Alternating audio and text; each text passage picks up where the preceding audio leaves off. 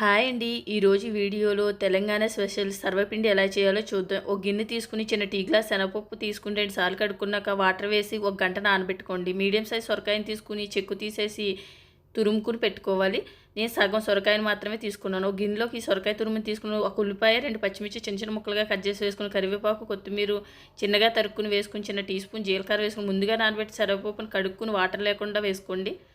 సరిపడా సాల్ట్ వేసి అర స్పూన్ పసుపు కూడా వేయాలి. నేను తర్వాత వేసాను. తర్వాత మీడియం సైజ్ బౌల్తో బియ్యం పిండి వేసుకుని బాగా కలుపుకోండి. వాటర్ ఏం అవసరం పడదు. సొరకాయలతో వచ్చిన వాటర్తోనే కలుపుకోవచ్చు. సరిపోతే కొంచెం బియ్యం పిండి యాడ్ చేసుకోవచ్చు. తర్వాత దోసల పెనం తీసుకుని 2 స్పూన్లు ఆయిల్ వేసుకుని పూర్తిగా స్ప్రెడ్ అయినాక ఈ రౌండ్ బౌల్ దీని మీద పెట్టుకుని రొట్టెలా ఒత్తుకోవాలి. మధ్యలో కూడా సులువుగా కాలే విధంగా ఇలా హోల్స్ పెట్టుకుని స్టవ్ మీద పెట్టుకుని సిమ్లో పెట్టుకునే వేయించుకోండి. అవసరమైతే ఆయిల్ కూడా వేసుకోవచ్చు. చాలా సులువుగా వచ్చేస్తుంది. మీరు కళాయిలో కూడా పెట్టి చేసుకోవచ్చు. అంతేనండి. ఈ వీడియో మీకు నచ్చినట్లయితే సబ్స్క్రైబ్